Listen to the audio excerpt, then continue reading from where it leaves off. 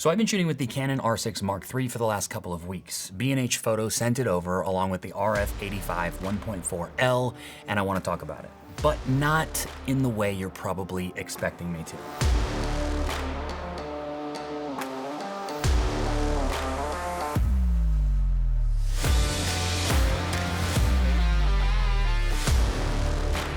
Now, I'm not gonna sit here and read you a spec sheet about this camera. You can go and Google that. What I actually wanna talk about is what it felt like to put this thing in my hands, shoot real clients with it, and whether anything about my work actually changed or elevated. Because that's the part that nobody really talks about as much. So here's the thing I keep coming back to.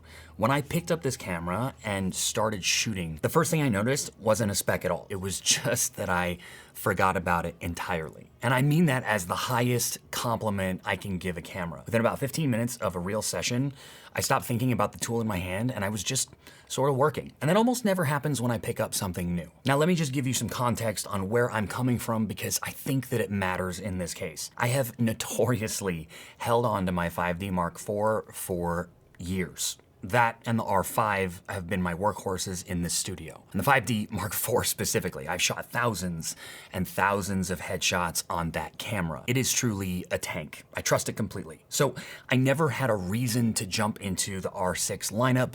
I mean, I skipped the original, I skipped the Mark II, just never felt like I needed it. Now, a lot of you guys probably think I'm crazy. It's like, why are you still working on a DSLR after all this time? Mirrorless cameras have been around for a really long time now, and they're sort of the new thing. I mean, that's where everything is gone, and we're into the third iteration of the R6 lineup. For goodness sake, like, where have you been? Truthfully, as much as I love chasing gear and cool toys in the studio, I've been a photographer that stays busy enough that I don't need to chase the next iteration of every camera. And I also know that upgrading my camera isn't always gonna upgrade my shots. My shots are so much more than just the camera body in my hand. And that's why we all hate that comment that it's a compliment, people don't understand what they're saying, but when they say, wow, your camera takes really good shots, you're like, no, it's so much more than that. It's how you're lighting your subject, it's how you're interacting with your subject. It is your knowledge and your experience that's changing the shot. So for me, I've had my 5D Mark IVs in the studio for years. They've worked for me, they work for what I do, and I didn't feel the need to invest money into upgrading my entire system just yet. It wasn't gonna bring in any more revenue, it wasn't gonna bring in more clients. In fact, people weren't even gonna notice the difference in my shots. I was gonna just keep producing the same images no matter what. So for me, I'm gonna ride these out until the shutter falls off. And that's basically what I've done with my 5D IV over the last decade. But I digress. Back to the R6 III. So this is really the first time that I'm really spending serious time with the R6 series body. And I think that actually makes my perspective a little bit different from most of the reviews you're gonna be seeing on YouTube and other places. I'm not gonna be comparing this to the Mark II and asking, is this enough of an upgrade? I'm coming at it from a completely different space, from a DSLR space that I've relied on for over a decade, and from the R5, which I already know and love like crazy. And honestly, I think that made things hit a little bit harder than I expected with the R6 Mark III. So let's start with the autofocus on this thing, because that's what everyone's going to ask about.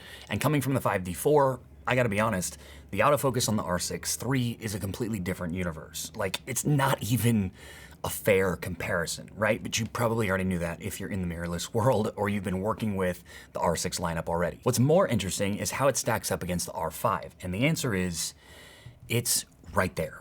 Canon trickled down the autofocus system from the R1 and the R5 II into this camera body, and you can feel it. The eye tracking is genuinely spot on and confident, and I don't just mean it in, a good light scenario. I mean it in my studio, with strobes, with mixed lighting scenarios, where even good cameras can occasionally hunt or hesitate for a fraction of a second. That hesitation is gone here, and for what I do, headshots, portraits, tight crops on faces a lot of times, that matters more than you'd probably think. Because when somebody is sitting in front of me and they're in a groove, we're in a groove, and they hit a great expression, I need to know that the camera's already locked in before I even fully commit to the frame. They also added the register people priority feature where you can train the camera to recognize a specific face and prioritizing, tracking them in the scene.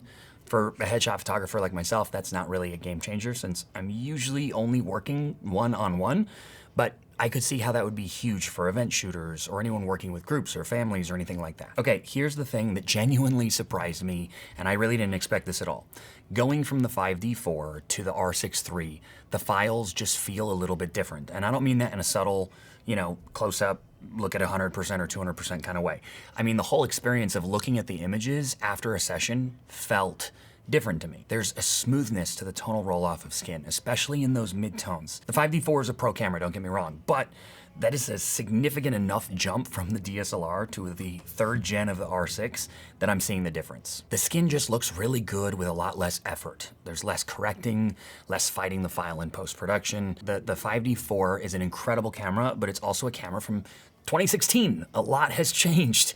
But even comparing against the R5 in my studio, those files, which I've always loved for portraits, the R6 III, it definitely holds its own. The color rendering feels polished, it's subtle, but when you're editing thousands of headshots a year, which we are, less effort per file isn't a small thing. That sort of thing compounds really fast. Okay, and then there's that resolution bump. The R6 III is a 32.5 megapixel camera, which is a meaningful step up from the Mark II's 24. For me, coming from a 5D4 at 30 megapixels, it's right in the same ballpark of what I'm so used to getting. Maybe slightly more, but the file sizes feel familiar, the detail is there for any crop I'd realistically need to make, and I don't feel like I'm drowning in large files and data the way sometimes I do with the R5's 45 megapixel files. It is sort of that sweet spot of just right, especially for the bulk work that I do in the studio. And I should say, part of what made this whole experience feel so good is this lens. The RF85 1.4L on this body kind of feels like an unfair advantage. It's a great combination for portrait work. That lens has always been spectacular, but on the R6 III, with that improved autofocus tracking, it's locked in. And I'll say, even wide open at f1.4 on a tight headshot where your depth of field is like razor thin, nose to eye. I had shots where I was shooting at 1.4 just testing this out, and the whole time it was just landing keeper after keeper. It was absurd, like higher than it has any right to be at such a wide open aperture. And if you're coming from a DSLR and you've ever struggled with consistent focus at wide open apertures, which, let's be real, anyone who shot on the 5D4 at such a wide range of 1.4 knows what I'm talking about. The difference is night and day. It's literally not even close. That pairing, the R6 III and the 85-1.4, if you shoot portraits for a living and you're in the Canon ecosystem, that's a combo. That's like the combo, I'll just say it. Now, here's the part that I'm gonna push back on some of the noise and conversation I've been seeing online with these cameras. The R5 versus the R6 III megapixel debate, right? That resolution. I keep seeing people sort of agonize over whether they need the R5's 45 megapixel or whether 32.5 on the R6 III is enough. And for portrait and headshot work specifically, I need to be blunt, 32.5 megapixels is completely, entirely sufficient. My clients are not asking me for more resolution. Nobody hiring me for headshots is printing billboards.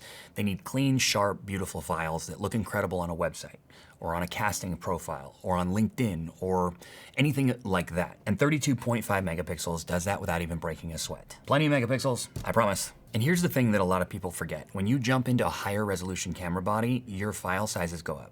Your storage costs go up. Your editing workflow slows down. And for what, So you can crop more aggressively?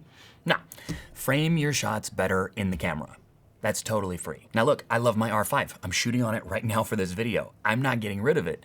The R5 makes sense for certain kinds of work that I do. But if someone came to me and said, I'm a portrait photographer, should I spend the extra money on an R5 or should I get an R6 III and put that difference toward glass or lighting? I tell them to get the R6 III pretty much every single time. Like every time.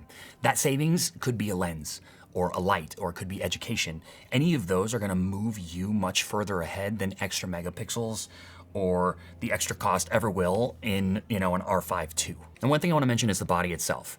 Coming from a 5D4 for the last decade, which like all DSLRs is a big, heavy, solid camera, the R6 III obviously feels different in your hand. It's lighter, it's more compact, but I'll say Canon did a really good job with the grip depth on this thing. It doesn't feel like a toy when you're using it. It feels like a serious tool. So here's the real question, right? The one that actually matters more than a lot of others. Does this camera make your photos any better? And honestly, the answer is no. Not directly, at least. No camera does. Your photos are a product of your eye, your lighting, your connection with the person in front of you. The R6 III doesn't change any of that. But what it does, and this is the distinction I think matters, is it removes any of that complication or friction between your intention and your result. When the autofocus is faster and it's more reliable, you're gonna miss fewer moments.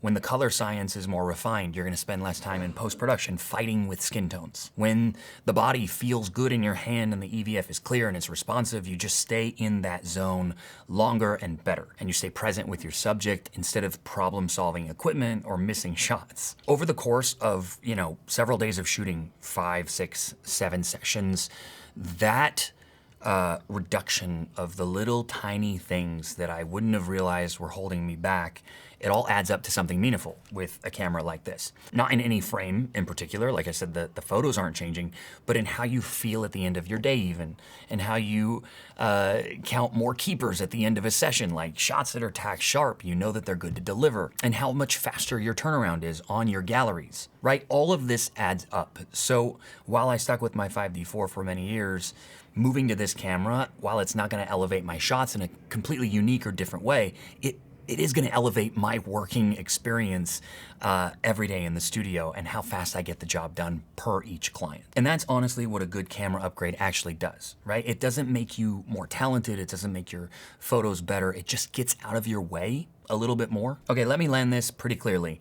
If you're still shooting on a 5D4, or I guess I should say any DSLR at all, and you've been on the fence about, selling your gear, moving up to mirrorless, this might be the camera to try. Like, this could be the one. If you're already on an R5 or another mirrorless camera and your work is going really well, you probably don't need an R6 III.